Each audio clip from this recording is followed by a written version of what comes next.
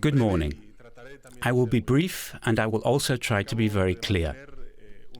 I had a meeting with His Majesty the King, and I have informed the head of state of my intention to hold a cabinet meeting this afternoon to dissolve Parliament and to call a general election. I have made this decision based on the election results yesterday. That's the Spanish Prime Minister Pedro Sánchez there announcing a move that could cost him his job. Parliamentary elections were originally expected for the end of the year, but will now be held in 2 months' time. The surprise decision, considered by many the biggest gamble of Sanchez's career, comes after his left-wing alliance suffered heavy losses in Sunday's regional and local elections. Votes were picked up by the Conservative People's Party and the ultra-right Vox Party. Opposition leader Alberto Nunyez Feijoo welcomed the move and called on Spaniards to vote for him in the snap election.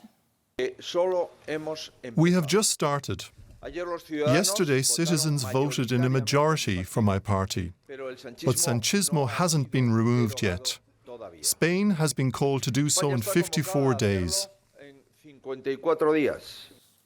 And we can now speak to Alana Moceri. She's a professor at the IE School of Economics and Global Affairs in Madrid. Ms. Moceri, welcome.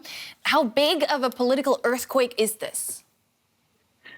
Pretty big. I saw the news when the news came through. I saw it actually as he gave a speech this morning.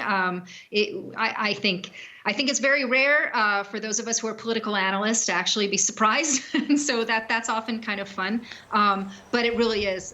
I definitely agree that it's probably the biggest risk in his career, and this is a man who's kind of known for his risk taking, going back to 2018 when he became prime minister via no confidence vote, and then the very next year went into election. So this is someone who's had a few elections, has a few elections already under his belt, and seems to think that this is the right move at this time. Let's take his thinking apart, because Spain had general elections coming up at the end of the year anyway. Why would Sanchez take this gamble?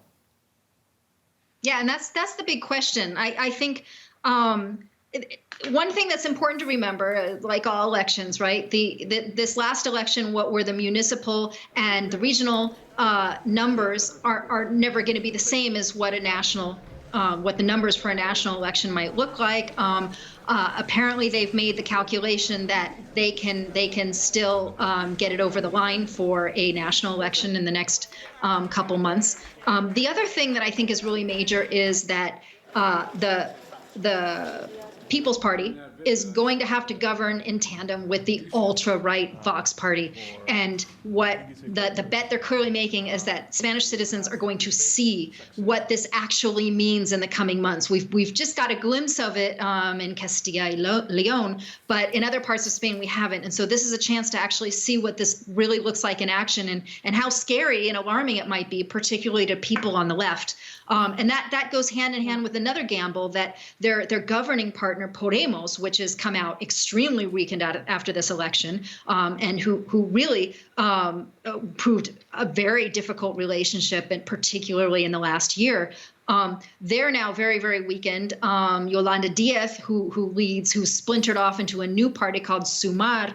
Part of the issue they have now by having an election now instead of in December is that it's going to take them, they're not going to have a whole lot of time to get organized and put together lists and try to take their bite out of the leftist side of the vote in this coming election. So I think that Sanchez is also making a bet there that the socialists will be able to take a larger share of the left vote and perhaps not have to govern in that kind of a coalition again. Yeah, I want to take a closer look at the big winners of these elections that just happened. The ultra-right Vox Party, you mentioned them there. What is their appeal? Well, they're very right-wing. They're anti-immigration, anti-feminists, pretty much anything egalitarian, pretty much pro-white men. So they appeal to, they take a pretty big chunk off of the far right, obviously, of the Popular Party's votes. And they doubled their vote share in this election compared to the last municipal and regional elections. So that's huge. They did really, really well.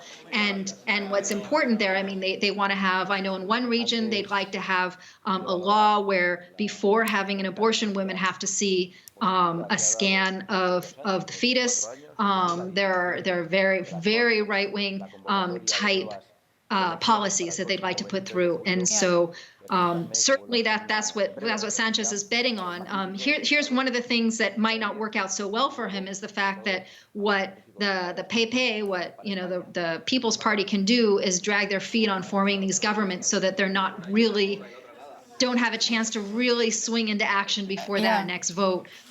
Because that's really the difficulty for the People's Party is that they're a pretty more, normal, just right of center party. They're not terribly radical. Them and the PSOE really, they have a lot of cultural differences, but they're both pretty centrist parties. But Vox is pretty extreme, and because Vox has taken so much vote share from the People's Party, much like Podemos had taken so much vote share from the PSOE, right? These two parties before used to it was really kind of a two-party system up until about 10 years ago.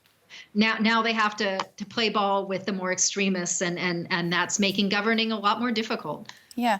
In other countries like Germany, for example, playing ball with these ultra-right parties is absolutely off limits, right? Nobody would form political alliances with radical right forces like the AfD here in Germany. Why doesn't that seem to be the case for Spain's conservatives? Because they want to win. They want to rule. And so the only way they can get there is through that way. What the People's Party, what the PP absorbed in this last election was a more centrist party called Citizens that sort of took up a political space between the Socialists and the People's Party, but really took most of their votes from the People's Party as well. So that's another. That was a natural alliance. In 2019, a lot of people hoped that Citizens would have formed an alliance with the Socialists, and it would have been a pretty centrist alliance. But their leader didn't want to do it. It seemed like it was more personal than anything else. Just didn't want to work with Pedro Sánchez. So now really on the right, there's just these two parties, and so the People's Party has no other place to go if they want to govern in these regions. And so their only way to do that. And that was the original accusation when Vox started gaining votes back in 2019 was, wow, they're going to have to make an alliance. And they went on and on about how, no, they won't be governing with this party. But now in the end, it's the only way they can get there. And as we know in politics, the point is to get into office and govern and make your own policy. And that's where they want to go. But as we just saw with, the Socialists and Podemos, these parties often make very difficult bedfellows. It doesn't always work out, yeah. And Vox's program includes proposals that would violate the Spanish Constitution, though. There is a real possibility for them to become kingmakers for the Conservative People's Party. What would that mean for Spain, to have Vox in government, an ultra-right party?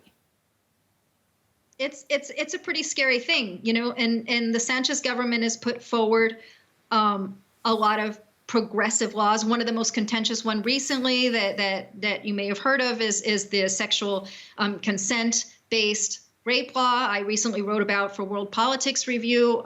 It really had some unintended results and had the PSOE and Podemos infighting over it because it was something that Podemos, the far left party, led, and they really didn't want to back down from their law, but it led to the early release of a lot of sexual crime offenders, and so this gained them tons and tons of criticism in the party, and it was a very visceral issue, and that's the kind of thing that can often happen, that lawmaking is just more difficult because it's just harder to get to an agreement. And we'll see the same sort of thing as much as the People's Party thinks that they can keep Vox under control. Vox is not about being kept under control. I mean, their whole thing is to be as outrageous as possible. They take a lot of lessons from Trump, and they're constantly launching grenades wherever they can. And so I think that if the People's Party thinks, if Feijoo thinks he's going to be able to restrain them, I think he's got some tough lessons coming to him. Well, we'll stick around and see how that goes. The head of the People's Party definitely said that this was the beginning of a new political era. Alana Moceri of IE University in Madrid, many thanks for breaking it down for us.